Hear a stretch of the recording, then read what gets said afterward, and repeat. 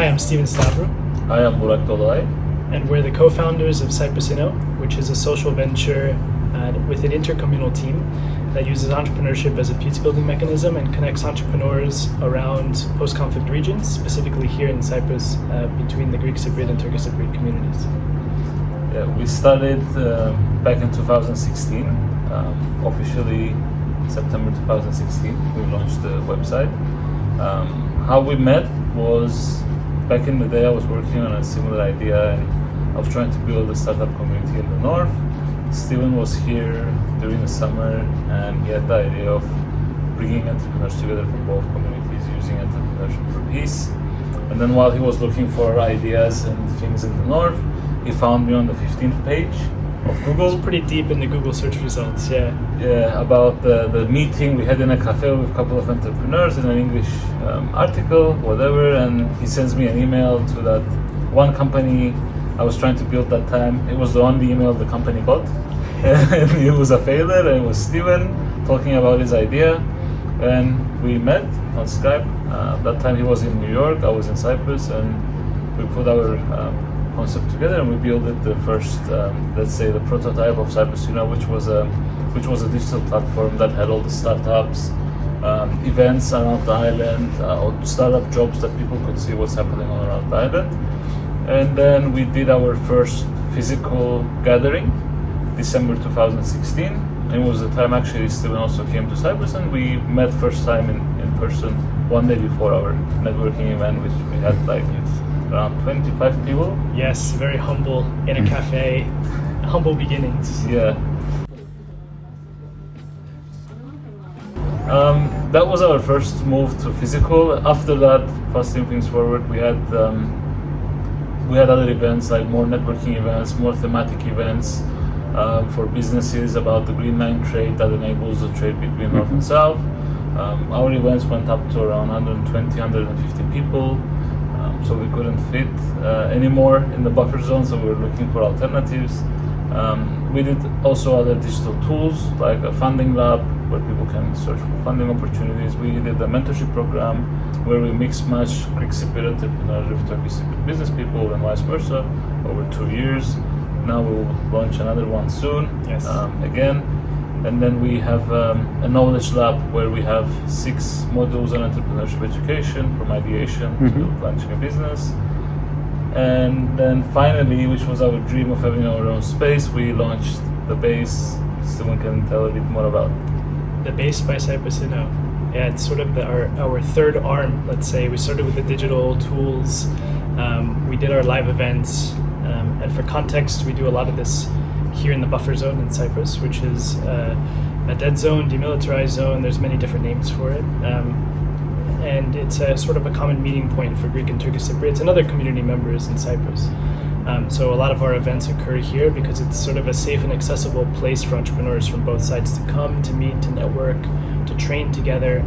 So we had all these digital tools to connect entrepreneurs and help them scale their businesses together and build peace as a byproduct. We had these physical events, and now sort of as a third arm to bring it all together, we have our physical space, as Burak mentioned, the base by Cyprus Inno, which is what we call a social impact generator.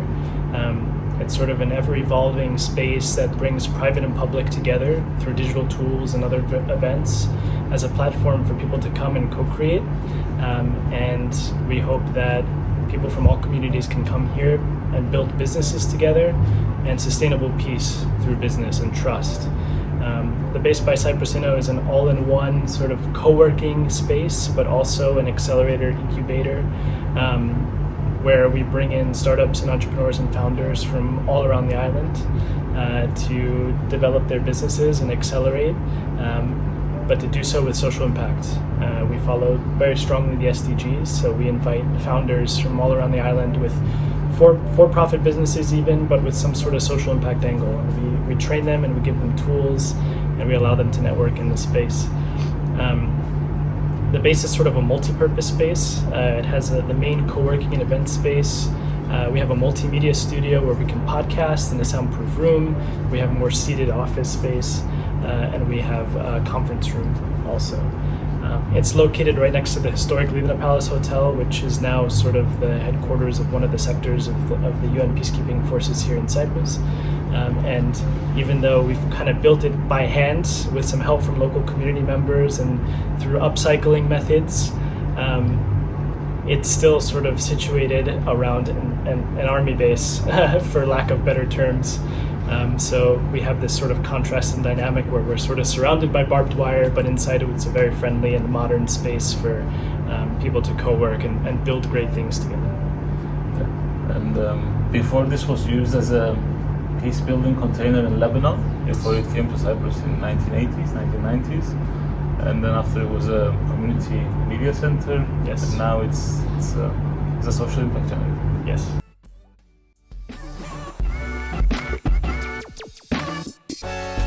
Signed after a long time of looking for a space. This was the initial period, like 1 year. Yeah. When this place got empty, we sent a bid to UN. We wrote a full 40-page proposal about what we want to do here, and then we sent it, and then it was meetings about how we're gonna do it, etc. Everything here is like handmade. Most of the things are handmade by me and Steven and some volunteers. We got in and it was just all the white walls and nothing else. It's an empty military container, basically. Yeah, it was an empty military container. We covered the walls, we painted some wood, made them blackboard. With the organizational savings, we took all the furniture, the TV, we built the plant wall. Somehow we cut wood and built it the high top tables. We built the stage from the military pallets. We asked them for leftover pallets, and then we built the base under the stage, and this we covered it with wood.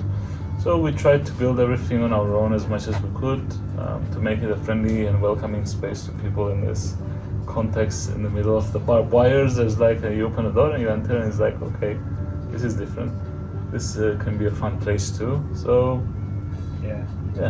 We didn't really change much of the outside other than adding some plants and stuff, because we want that experience of you're kind of walking by this wall with bullet holes, and then there's the barbed wire and the barricades and the sandbags and the fences, and then you walk in and it's something completely different. So and then you just see people working on laptops. Yeah, then you see people working, having beer and coffee or whatever. Exactly. So you have like some military exercises outside, some soldiers, and you walk in and it's entrepreneurs. So it's a whole different context and experience.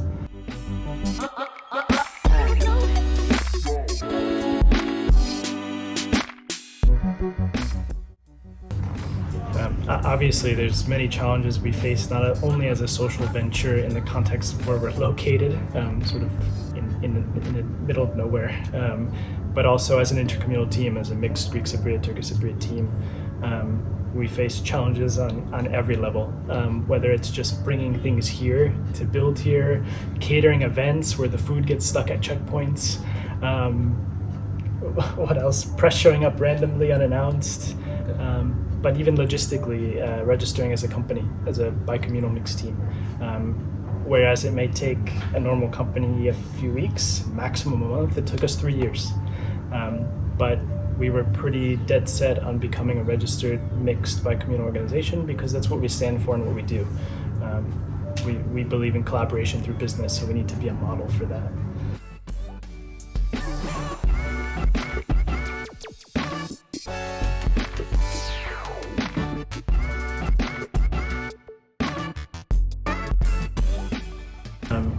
Pandemic affected us a lot as well. Yeah. Like until 1 month ago, 1.5 months ago, people couldn't cross from each side. The checkpoints were closed, so we couldn't actually do any physical event. Yes.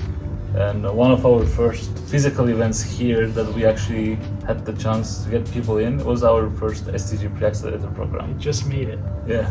The checkpoints had just opened, maybe a few days before the program officially. Yes. About a week before the program. We were nervous. We were like, do we do a physical event again finally for the first time in our space, or do we have to do it virtual? But checkpoints did open, so with different restrictions, we were able to get entrepreneurs from both sides of the island to come for a pre-accelerator program focused on social impact and the SDGs. It was our first big program here in the base, and it was there were 4 phases to it, but the main event was a 2-day boot camp here at the base with over 25 participants and 13 teams from both sides of the island who were working on startups that had some sort of social impact angle to it or were tackling one of the 17 SDGs.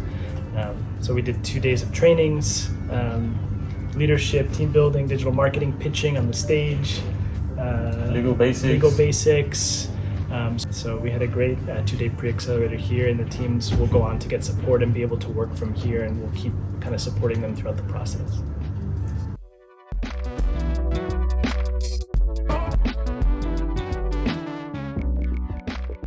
So where we're going to go in the future, the dream is to replicate this model in other post-conflict regions. It was in our mind from the first day that one day, hopefully, we can share our knowledge of what we've been doing in Cyprus in other countries, but it definitely needs to be locally built, and it needs to be implemented by locals in those post-conflict regions, but we'll be happy to share some best case scenarios and case studies with them so they can do it. So we have various teams already working from the base. They come here on a regular basis with their team members. And we can give an example of a few. We have a bicommunal olive oil company which makes a unique olive oil blend with olives from both sides of the island, and he just walked in. We also have some tech-oriented teams, such as a team that's building for the municipality as a pay-as-you-throw model for waste management. So startups that are kind of for-profit, are tech, have social impact angle. We have a good mix of teams that are based out of the base and are kind of growing and scaling from the base.